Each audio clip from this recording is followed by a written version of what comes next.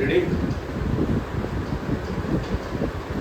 तो आज की ये जो वीडियो है ये है क्लास 10th के लिए, जिसमें आज हम लोग पढ़ेंगे नरेशन। नरेशन मीन्स डायरेक्ट या इनडायरेक्ट स्पीच, जिसको हम लोग कहते हैं। इसमें क्या होता है कि डायरेक्ट स्पीच या चेंज कर देते हैं इसको इनडायरेक्ट स्पीच में। इसमें करते क्या है, डायरेक्ट स्पीच क्या होती है, इनडायरेक्ट स्पीच क्या होती है, इसके बारे में आज हम लोग पढ़ने वाले हैं। अगर किसी के कहे हुए वाक्य को या सेंटेंस को हम एज इट इज़ ही प्रेजेंट कर देते हैं तो वो होती है डायरेक्ट स्पीच। अगर उसी को हम थर्ड पर्सन के थ्रू कहते हैं तो वो होती है इनडायरेक्ट स्पीच। आज हम लोग पढ़ने वाले हैं नरेशन, जिसको कि हम लोग बोलते हैं डायरेक्ट या इनडायरेक्ट स्पीच। डायरेक्ट या इनडायरेक्ट स्पीच। अब डायरेक्ट स्पीच क्या होती है, अगर हम बात करें डायरेक्ट स्पीच की, अगर हम बात करें डायरेक्ट स्पीच की, तो किसी के कहे हुए बात को as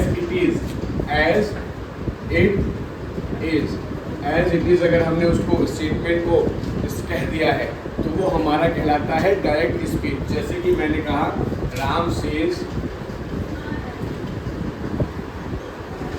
Mohan will come tomorrow, Mohan will come या मोहन विल कम। देख, तो ये डायरेक्ट स्पीच है। इसमें राम ने जैसे कहा मैंने उसको ऐसे ही कह दिया। लेकिन अगर हम इनडायरेक्ट स्पीच की बात करें, इनडायरेक्ट स्पीच की अगर हम बात करें तो इनडायरेक्ट स्पीच क्या होता है। इनडायरेक्ट स्पीच में हम लोग यहाँ कॉमा इन्वर्टेड कॉमा को हटा करके उसको अपनी जगह से दे देते हैं। क्या कहते हैं कि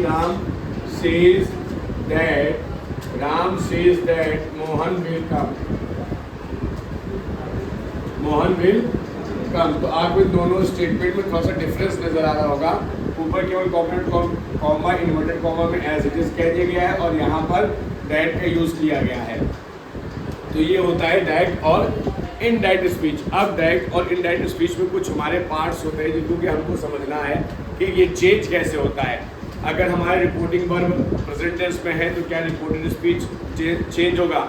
अब हम बात करें रिपोर्टिंग वर्ब और रिपोर्टेड स्पीच की, तो पहले हम जान लेंगे रिपोर्टिंग वर्ब या रिपोर्टिंग स्पीच क्या होता है और रिपोर्टेड स्पीच क्या होता है।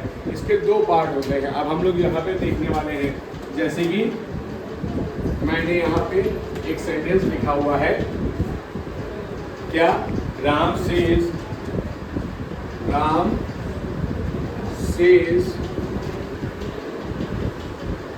Comma he will go to school, inverted comma close.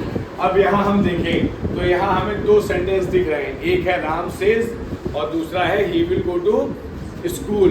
तो यहाँ पर ये जो दो सेंटेंसेस हैं, इन्हीं में जो पहला सेंटेंस है इन्वर्टेड कॉमा के पहले, उसको हम लोग कहते हैं रिपोर्टिंग वर्ब या रिपोर्टिंग स्पीच। क्या बोलते हैं, रिपोर्टिंग वर्ब या रिपोर्टिंग स्पीच। ये दोनों भी इसको हम लोग कह सकते हैं, रिपोर्टिंग वर्ब या रिपोर्टिंग स्पीच पहला। और जो सेंटेंस हमारे इन्वर्टेड कॉमा में लिखा होता है उसको हम लोग बोलते हैं रिपोर्टेड स्पीच। क्या बोलते हैं इसको हम लोग, रिपोर्टेड स्पीच। क्या बोलते हैं, रिपोर्टेड स्पीच, यानी कहा गया बात। अब हम डायरेक्ट से इनडायरेक्ट बनाने के लिए हमारे पास कुछ रूल्स हैं, उन रूल्स को हम लोग फॉलो करेंगे और उसी के अकॉर्डिंग हम लोग सेंटेंस में चेंज करेंगे। अब क्योंकि वो जो रूल्स हैं उनका बेस है ये रिपोर्टिंग वर्ब और रिपोर्टेड स्पीच, उनका बेस है। सबसे मेन जो वर्क हम लोग अप्लाई, जो हम लोग फॉर्मूला अप्लाई करते हैं वो रिपोर्टिंग वर्ब या रिपोर्टिंग स्पीच के अकॉर्डिंग ही फॉर्मूलाज को या जो उनके रूल्स हैं उनको हम लोग अप्लाई करते हैं। अब यहाँ पर आप देखिए, यहाँ पे लिखा हुआ राम सेज। मैंने आपको ट्रांसलेशन पढ़ा रखा है इससे पहले भी, और अभी आने वाले दिनों में आपको ट्रांसलेशन की भी वीडियो मिलेगी। जब हम एक बार फिर से उसको रिकॉल करेंगे तो हमारी ट्रांसलेशन की वीडियो भी आपको वो मिलेगी। लेकिन इससे पहले हमने आपको ट्रांसलेशन पढ़ा रखा है। ट्रांसलेशन हमने बताया, टेंस के बारे में बताया, 3 टाइप्स ऑफ टेंसेज होते हैं, ठीक है, और उसी के अकॉर्डिंग हम लोग बात करते हैं। लेकिन अगर आज हम यहाँ पे देखें तो राम सेज, ये राम सेज यानी वर्ब की फर्स्ट फॉर्म में ऐसे ये जुड़ा होता है तो प्रेजेंट इंडेफिनिट टेंस होता है, यानी कि ये प्रेजेंट टेंस में बात कर रहा है। और यहाँ पे अगर हम देखें तो क्या लिखा हुआ है, he will go to school, ये फ्यूचर टेंस की बात कर रहा है। यहाँ पे 2 टेंसेस हैं, आपको टेंस पहचानना बहुत ज़रूरी है। टेंस कैसे पहचानते हैं, ये आपको जो पढ़ाया गया है उससे आपको पता चलेगा कि अगर एस या ई एस लगा है तो प्रेजेंट इंडेफिनिट टेंस है, इज एम आर लगा है और आई एन जी फॉर्म लगा है तो कॉन्टिन्यूअस टेंस है। ऐसे ही हम लोग ये सारी चीज़ों को पहचानते हैं। अब हम लोग आगे बढ़ते हैं, इसके कुछ रूल्स की बात कर लेते हैं। कॉमन रूल्स जो हैं इसके, सबसे पहला रूल्स है, अगर हम इसके हम लोग रूल्स की बात करें, ठीक है, रूल्स, तो सबसे पहला जो रूल है वो है कॉमा और इन्वर्टेड कॉमा को रिमूव करते हैं। कॉमा या इन्वर्टेड कॉमा को रिमूव और क्या यूज कर लेते हैं हम लोग, दैट का यूज करते हैं। कॉमा इन्वर्टेड कॉमा को रिमूव करके हम लोग किसका यूज करते हैं, दैट का यूज करते हैं। किसका यूज करते हैं, दैट का यूज करते हैं, ठीक है। अब ये सबसे पहला नियम हो गया। और दूसरा नियम जो है इसमें, दूसरा नियम है कि हाँ, टेंस को हम लोग देखते हैं। टेंस चेंजेस होता है, लेकिन ये टेंस चेंज होगा रिपोर्टिंग वर्ब के अकॉर्डिंग। अगर हमारा रिपोर्टिंग वर्ब हमारा प्रेजेंट टेंस में है या फ्यूचर टेंस में है, रिपोर्टिंग वर्ब हमारा प्रेजेंट टेंस में है या फ्यूचर टेंस में है, तो हम लोग रिपोर्टेड स्पीच के टेंस को चेंज नहीं करते हैं। रिपोर्टेड स्पीच के टेंस को चेंज नहीं करते हैं। जैसे कि यहाँ पे अभी मैंने आपको दिखाया कि क्या लिखा हुआ था कि Ram says he will go to school।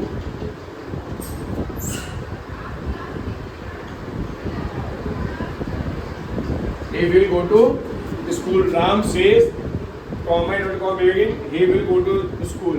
अब यहाँ पे हम देख रहे हैं कि ये हमारा जो रिपोर्टिंग वर्ब है या रिपोर्टिंग स्पीच है, ये हमारा किस टेंस में है, प्रेजेंट टेंस में।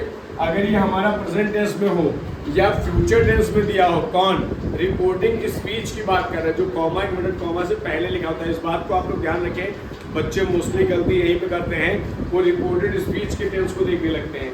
लेकिन रिपोर्टेड स्पीच के टेंस से हमसे कोई मतलब नहीं है। हमें जो भी चेंजेस करना है वो रिपोर्टिंग वर्ब के, वो हमारा रिपोर्टिंग वर्ब के स्पीच के अकॉर्डिंग ही चेंज होता है। अब यहाँ पे हमारा राम सेज लिखा हुआ है और यहाँ पे क्योंकि ये प्रेजेंट इंडेफिनिट टेंस में है, इसलिए इसमें कोई भी चेंजेस नहीं होगा। सिर्फ इन्वर्टेड कॉमा हटा करके हम दैट का यूज कर लेंगे। तो यहाँ क्या हो जाएगा, राम सेज दैट, केवल इन कॉमा इन्वर्टेड कॉमा हट गया, जो हमारा रूल नंबर 1 है। कॉमा इन्वर्टेड कॉमा हटा के Ram says that he will go to school. इतना समझ में आप लोग को आ जाएगा मेरे ख्याल से। तो ये एकदम सिंपल सा रूल है, इसमें हमें कुछ भी नहीं करना है। इसमें हमें दिखाना क्या है कि Ram says he will go to school, तो यहाँ पे कॉमन और कॉमा हटा के केवल कंजंक्शन दैट का यूज करते हैं हम लोग यहाँ पे। इसकी जगह पे इफ भी यूज होता है, वेदर भी यूज होता है, लेकिन ये आने वाले अभी सेंटेंसेस में हम आपको बताएंगे कि इफ या वेदर का यूज कहाँ करते हैं, ठीक है।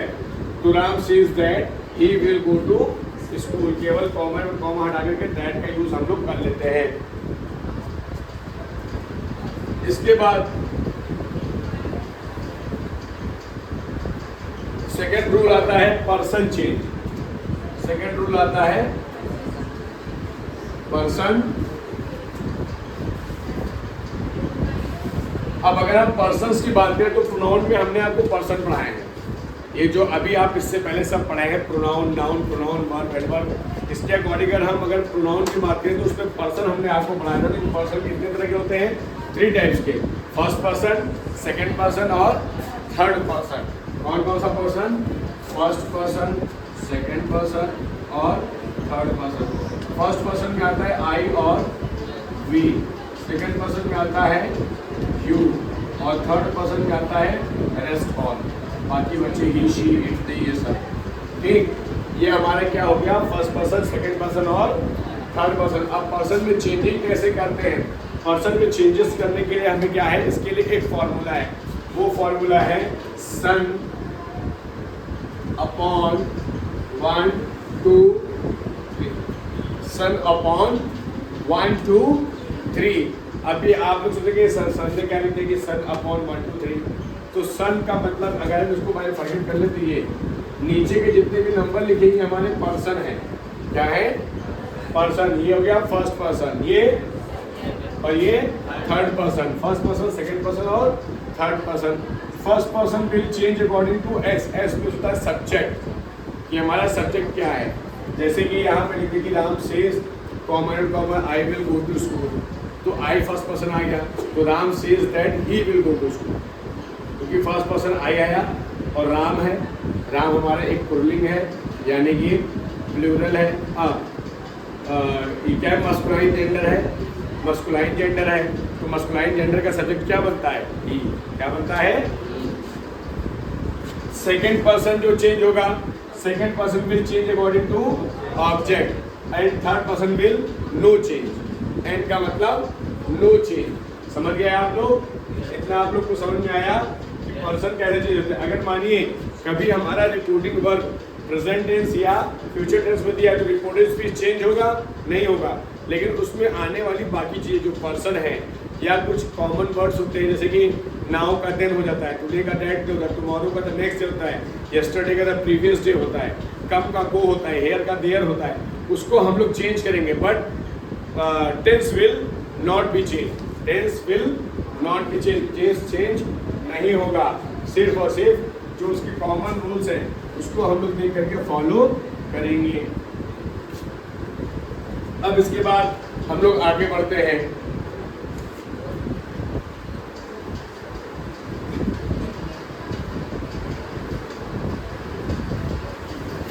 अब हम लोग आगे बढ़ते हैं। अब हम लोग बात करते हैं कि अगर हमारा कोई भी अच्छा, अभी हमने ये बात की, क्या नाम है कि अब हम लोग बात करेंगे टेंस चेंज की। टेंस चेंज तीसरा रूल जो होता है वो आता है टेंस चेंज। तीसरा रूल आता है वो होता है टेंस चेंज। टेंस चेंज में क्या होता है? यहाँ पे हमारा रिपोर्टिंग वर्ब, रिपोर्टिंग वर्ब अगर पास्ट टेंस में है, किसमें है? पास्ट टेंस में, तो प्रेजेंट इंडेफिनिट, प्रेजेंट के जितने भी टेंस है, प्रेजेंट के जितने भी टेंस है वो चेंज हो जाएंगे पास्ट टेंस में। इसमें present tense will change into past tense. Present indefinite will be past indefinite, present continuous will be past continuous, present perfect tense will be past perfect tense and present perfect continuous tense will be past perfect continuous. अब आप पूछेंगे sir अगर present indefinite change हो गया, present indefinite जो था वो past indefinite में हो गया, तो पास्ट इंडेफिनिट को क्या करेंगे? तो पास्ट इंडेफिनिट को क्या करेंगे? Past indefinite, past indefinite change into past perfect, past perfect and past continuous, past continuous will change into past perfect continuous, past perfect continuous। समझ गए? अब इसके बाद ये दो टेंस तो हमने बताने कि प्रेजेंट टेंस किस में चेंज होगा और पास्ट टेंस किस में चेंज होगा। लेकिन बात करें फ्यूचर टेंस की, अगर हमारा रिपोर्टिंग वर्ब पास्ट है तो फ्यूचर टेंस क्या होगा? तो फ्यूचर टेंस के लिए यहाँ पे देख लीजिए, विल का, वुड, शैल का, शुड, मे का, माइट, कैन का, कुड, ठीक है। इन सब में हम लोग चेंज कर लेते हैं। इतना समझ में आया कि इसमें हम लोग विल को वुड में, शैल को शुड में, कैन को कुड में, मे को माइट में हम लोग चेंज कर लेते हैं। रिपोर्टिंग पर अगर पास्ट टेंस में हो तो present tense will change into total past tense and past indefinite into past perfect, past continuous will change into past perfect continuous. इतना आप लोग को समझ में आ गया। अब हम लोग आगे बढ़ते हैं कि इसमें हम लोग देखेंगे कि कुछ हमारे वर्ड्स आएंगे जब हम लोग चेंज करेंगे। अच्छा, एक चीज़ और होता है कि कभी कभी हम लोग देखते हैं टेल्स और टोल्ड में भी लिखा होता है। अब यहाँ हम टेल और टोल्ड में कब चेंज करेंगे? जब कभी हमारा रिपोर्टिंग वर्ब की अगर हम बात करें, रिपोर्टिंग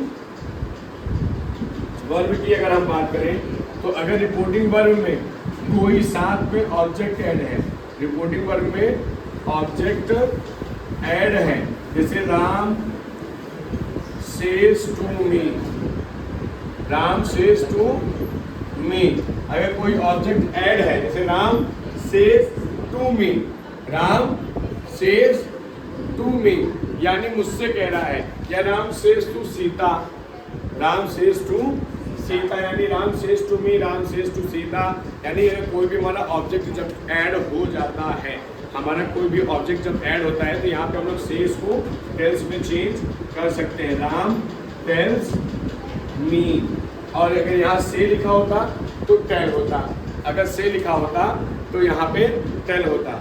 अगर ऐसे ही सेड लिखा हुआ है, सेड के बाद में अगर कोई भी ऑब्जेक्ट नहीं लिखा हुआ है, अगर सेड के बाद में से लिखा है राम सेड,